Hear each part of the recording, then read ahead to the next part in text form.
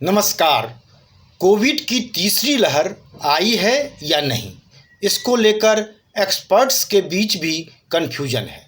कुछ का मानना है कि तीसरी लहर आ चुकी है तो कुछ आने की आशंका जता रहे हैं। लेकिन इस सब के बीच जिस तरह रोज कोरोना के नए मरीजों के आंकड़े में बढ़ोतरी हो रही है, वह भयावहता की तरफ तो इशारा कर ही रहा है। आइए सबसे पहले आंकड़ों पर ही गौर करते हैं।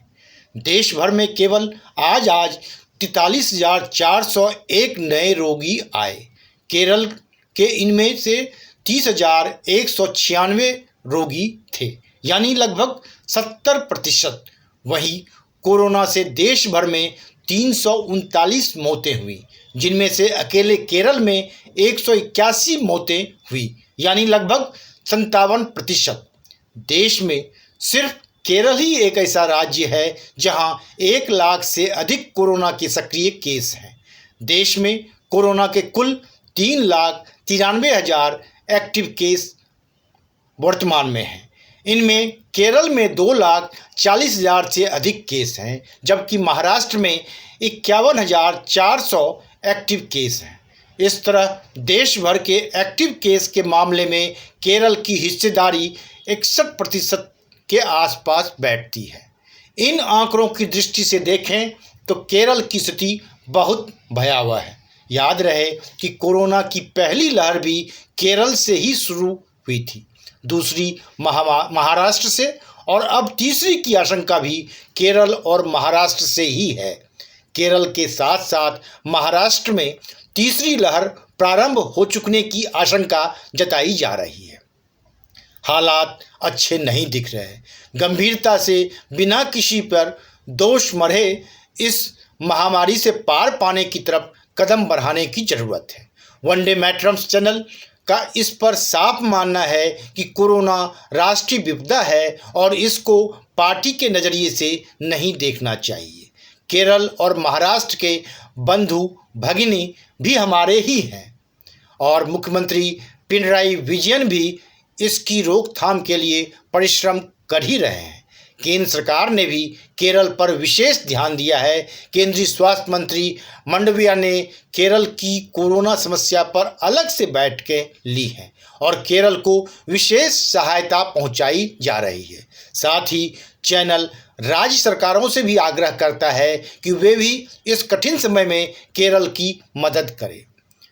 राज्य सरकारें बाढ़ आदि में एक दूसरे की मदद करती रही हैं। सबसे प्रसिद्ध किस्सा गुजरात के मुख्यमंत्री के रूप में नरेंद्र मोदी द्वारा बिहार की बाढ़ राहत के लिए दी गई 5 करोड़ रुपए की राशि थी, जिसको बिहार के मुख्यमंत्री नीतीश कुमार ने तब लौटा दिया था, क्योंकि तब उनकी दृष्टि में मोदी जी सांप्रदायिक थे। अभी गलबैयाँ लगा बिहार के मुख्यमंत्री बने हुए हैं। इसलिए हमें इस महामारी पर राजनीति और राजनीतिक भाषाओं के प्रयोग से हर संभव बचने का प्रयास करना चाहिए। केरल, महाराष्ट्र इस कोरोना संकट से निकले, इस पर सामूहिक प्रयास करने पर बल देना चाहिए, क्योंकि इन दो राज्यों केरल, महाराष्ट्र के अलावा अन्य दूसरे राज्यों में भले ही अभी कोरोना के नए केस कम आ रहे हों, लेकिन कोरोना वायरस पूरी तरह से खत्म नहीं हुआ है, कभी भी सिर उठा सकता है। आइए एक नज़र कुछ प्रमुख राज्यों पर डालते हैं और जानने की कोशिश करते हैं किन राज्यों में कोरोना वायरस की क्या स्थिति है। प्रमुख राज्यों का हाल। केरल, यहाँ 30,196 लोग संक्रमित पाए गए, 27,579 लोग ठीक हुए और 181 लोगों की मौत हो गई। यहाँ अब तक 42,83,000 यानी लगभग 43 लाख लोग संक्रमण की चपेट में आ चुके हैं। इनमें 40,21,000 लोग ठीक हो चुके हैं, जबकि 22,001 लोगों की मौत हुई है। फिलहाल 2,39,000 मरीजों का इलाज यहाँ चल रहा है।